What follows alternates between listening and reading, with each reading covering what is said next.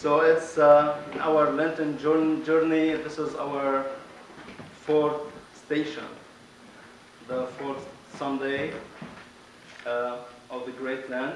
It's the Sunday of Saint John the Latter, or John Climacus. And the Gospel today is a kind of, it has a lot to speak about. So we have to just to pick one thing to speak about. So let's first just see the scene that we have in this Gospel. We have disciples, and we have a possessed child, and the father, and a multitude, and all of these are in confusion because the disciples of Christ couldn't cast out the demon. And what a shame, a disciple of Christ. You can't do it. Why you couldn't? So at the end, Jesus just came and resolved everything and gave some instructions and saying, this is the gospel in general. But let us just focus on this child, this possessed child. The gospel says the child has a dumb spirit, and wherever it sees him, it dashes him down, and he foams and grinds his teeth and becomes rigid. Try to imagine this image of the child. It's ugly, yes. It's violent. Even we can say that it's taking away human dignity. So this child is our topic today. This child represents the real picture of our society and of our culture and of our world these days. Because if we look around, we will find just like violence is widespread all around us. Ourselves, home, town, city, state, country, and the world. The violence is all around. And if we went just to just like some examples, sexual violence. This is just invalidates human love, and just through just like temporary pleasures, and disfigure the beauty of the sanctified relationship in marriage. Media violence, entertainment violence, there's a lot to speak about. Political violence, it's also widespread. Wars, prisons, and they are all representing or even repressing not just the freedom of thought, but also the dignity of a human being. Social violence, we have social violence. We have this social classes, and one of the classes just like increases in richness and boldness, and the other in misery and need. This is violence. So violence is everywhere. This is the result, staining life without any meekness or beauty. And even though the conscience of our civilization carries much of Christian ethics and values, but it has not reached yet the view of the Christian view of civilization. And the question is why? I'll leave this question to each one of us to think why. But the question today in this gospel is, what is our position as a real Christian filled of faith and love in front of this torn world? Our position today is much more difficult than the disciples there. They had a child, a possessed child. Just like do exorcism, that will be great. But here we have the whole world, society, home, and ourselves, our community. What is our position? We can say we were going to do exactly like the father of the son.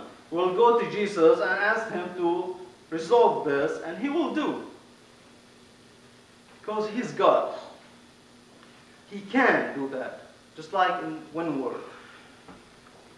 But there's something in the saying that Jesus said today.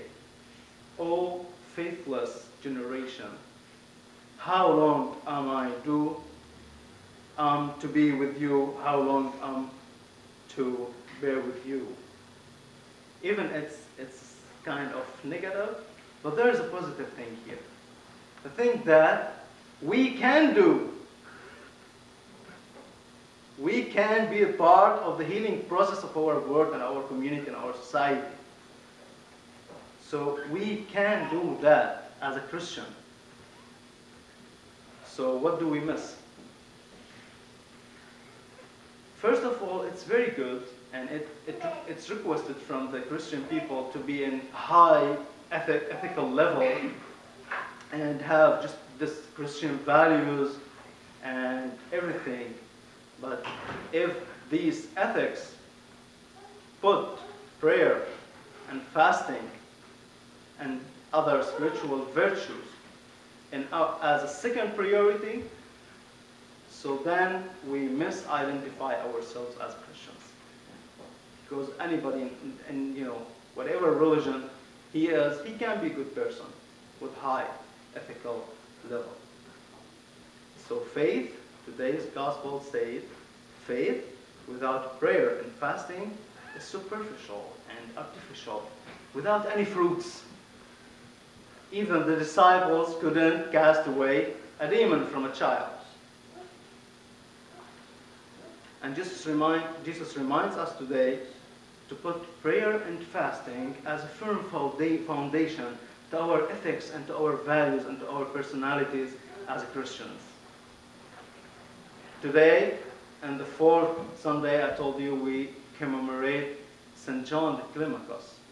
He wrote a book, a monastic book. The title is The Ladder Toward God. How we can go upstairs until we reach God. So he defined prayer as, prayer is the fellowship with God. Prayer is the source of the inner peace, and through it, we bring peace to the world, starting with bringing peace to our souls. Because in prayer, we are with God, and He is the peace, the beauty. He is the source. And when you are with the source, you will have with this source just like gifts. Fasting builds in us a proper view of beauty. Our society and our world today disfigures the beauty and the notion of beauty, how we can understand beauty. And in fasting, we search the face of Jesus in everybody. We search for love and love the others, the neighbors, and we seek to know what is the real beauty through fasting. So St. John said, fasting is the proper education for forming beauty in man, and the ugliness of the violence cannot be eliminated except by the meekness of fasting. So prayer installs in us the inner peace, so we have the inner peace. So through this we can have a peaceful communication with others, and we can bring peace to the world. And through fasting, we return to ourselves and we seek the divine beauty in things around us. So prayer and fasting can expel the evil violence and its ugliness from our communities and from ourselves. This is the message of the gospel today, and this kind cannot go out from our civilizations except by faith and ethics built on prayer and fasting. In the name of the Father, and the Son, and the Holy Spirit, one God. Amen.